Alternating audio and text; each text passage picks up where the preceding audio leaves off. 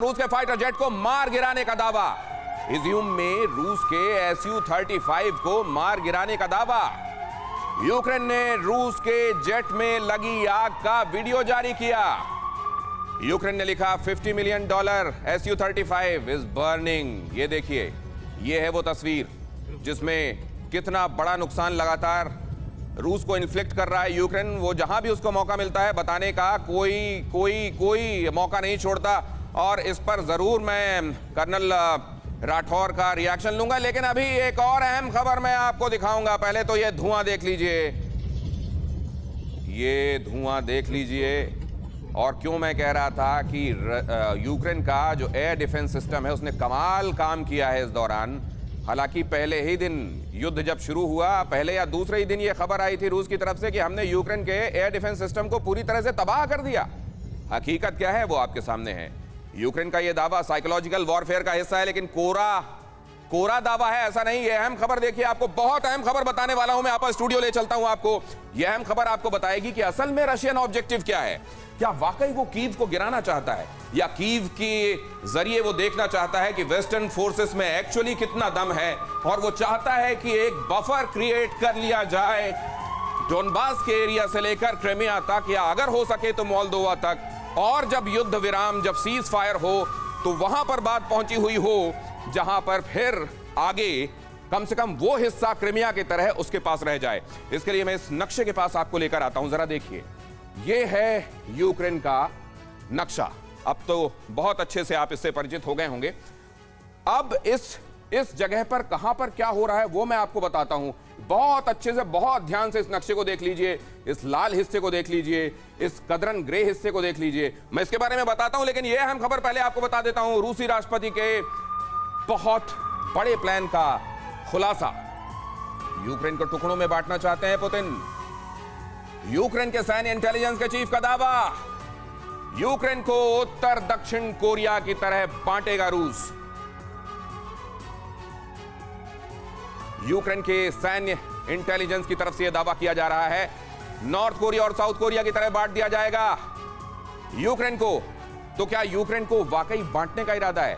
ठीक है, तुम बहुत नेटो में जाना चाहते हो, जाओ, लेकिन तुम्हारा एक हिस्सा अलग करके हम अपने बीच में बफर जोन फिर भी बना लेंगे। क्या ये चाहता है रूस? अब जरा मैं आपको लेकर आता हूं उस नक्शे की तरफ और उसकी बारीकियों की तरफ। ये नक्शा जिसको मैं पहले बता रहा था, इसको क्लोज इन कीजिए। मैं थोड़ा इसको जूम भी करता हूं। अगर आप इसको बहुत ध्यान से देखेंगे तो ये है वो डोनेस्क का हिस्सा। ये अगर आप इसमें देख रहे हैं, डोनेस्क और लुहांस्क, इसमें ये पहले ही आजाद घोषित किया जा चुका है। अब जरा इसमें से नीचे की तरफ आएंगे तो आपको दिखाई देगा मारियोपोल। ये है वो जहां लगातार बमबारी हो रही है और इसको नेस्त नाबूद कर दिया गया है। 90% of the city is destroyed. अब इसमें से जरा आगे चले आइए, इसको बहुत ध्यान से देखिएगा। मारियोपोल वजह क्या है वो समझ में आ जाएगी। अब जब इसमें आगे आप आते हैं तो यहां आपको नीचे दिखाई देता है क्रीमिया, जिसको 2014 में पहले ही रूस एनेक्स कर चुका है। तो अब अगर यहां से पूरा हिस्सा यहां तक वो ले आता है तो एक तरीके से सी ऑफ अजोव, ब्लैक सी पूरी तरह से कब्जा। और अगर ओडिशा में भी बहुत जम के बमबारी हुई है, अगर ओडिशा में हमला करके माइकोलेव, ओडिशा इसको कब्जे में लेकर और यहां मोल्दोवा तक अगर वो किसी तरह, मोल्दोवा में मैं आपको बता दूं, ये जो पट्टी यहां पर दिखाई दे रहा है उसमें ये बताया जाता है कि जिस तरीके से डोनेस्क और लुहांस्क में रूस समर्थित अलगाववादी रहते हैं, वैसे ही यहां पर एक नदी है जिसके दोनों तरफ रूस के समर्थन वाले लोग रहते हैं। तो क्या रूस का इरादा यह टुकड़ा काटकर अलग कर लेने का है? जनरल ब्रिजेश को आमंत्रित करूंगा मैं, थोड़ा और करीब आए और समझाएं सर, क्या वाकई रूस ये चाह रहा है? देखिए, रूस का प्लान तो अलग था, अभी मजबूरी है। 5 हफ्ते बाद एक स्टेलमेट सा चल रहा है 3-4 दिनों से जी। तो अभी उसका ये फिर कहा कोई फेस सेविंग डिवाइस तो होनी चाहिए। अगर युद्ध खत्म होता है, अगर बातचीत होती है, तो ये देख के लगता है कि वो एक, तो अभी की सिचुएशन में आपको क्या लगता है सर, इतना हिस्सा या ये वाला हिस्सा? अभी के सिचुएशन मुझे ये लगता है ये कॉरिडोर क्रीमिया से लेकर के डॉनबास रीजन तक का एक सिक्योर कॉरिडोर लेना चाहता है। मतलब ये कॉरिडोर बनेगा। देखिए, मारियोपोल को जिस तरीके से ध्वस्त किया जा रहा है, ये डोनबास से लेकर ये इधर क्रीमिया तक एक कॉरिडोर बनेगा। बनाने की सोच रहे हैं कि सोची जाए। ध्यान रहे, मारियोपोल में चूंकि बॉर्डर टाउन है, डे 1 से बमबारी होती जा रही है। ठीक है, आफ्टर 35 डेज ऑफ पाउंडिंग अभी स्थिति ये आ गई है कि यहाँ पे थोड़ी कमजोरी नजर आ रही है और पूरे फोर्स। लेकिन सर ये बताइए, ये इरादा तो है उसको, लेकिन यहां तो डोनबास में ही अभी वो पूरे तरह पर कंट्रोल एक्सरसाइज कर नहीं पा रहा है। यहां पर वो यूक्रेन से लड़ाई लड़ रहा है, अभी यूक्रेन भी यहां पूरी तरह से आकर उसको चैलेंज कर रहा है, तो फिर क्या उसका सपना पूरा होगा? सर मैं आपसे भी जानना चाहता हूं प्लीज। यस, आपने कहा सपना पूरा होगा। हाँ, सपना मार्क द वर्ड सपना। It's going to take a long time. अभी बैटल जो चल रहा है, मतलब it is not going to be as easy as Crimea. No, it is a battle of attrition now. तो क्रिमिया में क्यों था सर इतना आसान उसके लिए? उस समय शायद लोग सजग नहीं थे। उस समय लोग सजग नहीं थे। अमेरिका भी अफगानिस्तान में फंसा हुआ था। और अमेरिका अफगान, बहुत बड़ी वजह आपने बताई सर, मैं चाहूंगा आप भी सामने आ जाएं। क्या अमेरिका उस समय अफगानिस्तान में फंसा हुआ था, इसलिए क्रिमिया आसान हो गया? इस बार ये लड़ाई उतनी आसान नहीं रहेगी सर। नहीं, देखिए, अगर हम इस जगह को असेस करें तो ये फेज वन, थोड़ा कैमरे से इधर आ जाइए, उधर फेज वन आप कहेंगे, यहां तक मैं मान लूंगा। लेकिन इसमें जो सबसे बड़ी बात है मारियोपोल पर इतनी स्ट्रेस क्यों है?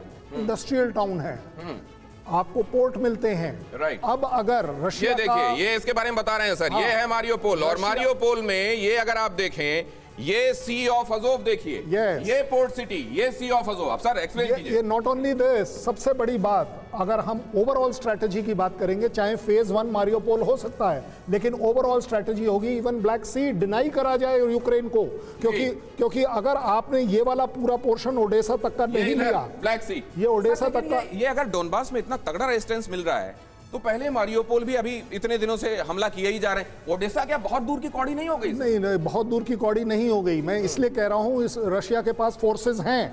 रशिया इस समय वेट कर रहा है, वेट एंड वॉच सिचुएशन पर है कि यूएस और नेटो फोर्सेस इसके ऊपर क्या स्टैंड लेते हैं। क्योंकि अगर वो अपने आप को इतना फैला लेगा तो उसको तकलीफ होगी, इसमें कोई डाउट नहीं है। लेकिन साथ ही साथ, जैसा मैं अभी आपको पहले भी बता रहा था, यूक्रेन की ट्रेजेडी इस समय यह है कि उसके पास सिर्फ डिफेंस करने के लिए वेपन्स आ रहे हैं, एग्रेसिव होने के लिए कोई वेपन्स नहीं आ रहे। अगर आपको जहाज मिलेंगे, आपको टैंक मिलेंगे, तब आप कहीं जाकर इनको डिनाई कर पाएंगे रशिया को। और रशिया का एम होगा कि अगर बफर जोन क्रिएट करना है तो आप यहां डोनबास से लेकर पूरा नीचे का साउथ और साउथ ईस्ट का एरिया लें जी, तभी आपको फायदा है। नहीं तो अगर आपने सी रूट यूक्रेन को फिर अवेलेबल कर दिया तो मतलब सी ऑफ अजोव लेने भर से काम नहीं चलेगा, आपको ब्लैक सी भी लेना पड़ेगा।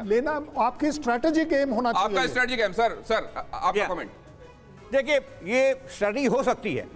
क्या क्षमता है? हम पंच मार सकते हैं? क्या हमारे पंच में ताकत है? ये सोचने की बात है। पिछले 4 रोज से सेनाएं खड़ी हुई हैं। रशिया का ऑब्जेक्टिव पॉलिटिकल और मिलिट्री कीव को कैप्चर करना था। राइट। उसकी कोई बात ही नहीं कर रहा है। राइट। क्यों नहीं कर रहा है? Right. Because of inherent weakness. Right. और दूसरा, जस्ट ऑन मिलिट्री फ्रंट पे कॉमन डिफेंस भी नहीं है, एक कमांडर भी नहीं है। अभी जो है लड़ाइयां चल रही हैं, ये एक्सिस अलग, वो अगर एक सिनर्जी नहीं है, सीडीएस जैसी कोई होती, chief of defence operations Russia में, तो शायद सिनर्जी बन सकती। और इसीलिए देखिए क्यों ये आवश्यक है, क्यों तमाम थिएटर्स का सिनर्जी में काम करना, अलग अलग एक्सिस में नहीं, सिनर्जी में। सर आ जाइए, ये अपनी पोजीशन पे आ जाइए। सिनर्जी में काम करना आवश्यक है, वो आपने देखा। परवाह देश की, सोमवार से शुक्रवार रात 10 बजे TV9 भारतवर्ष पर।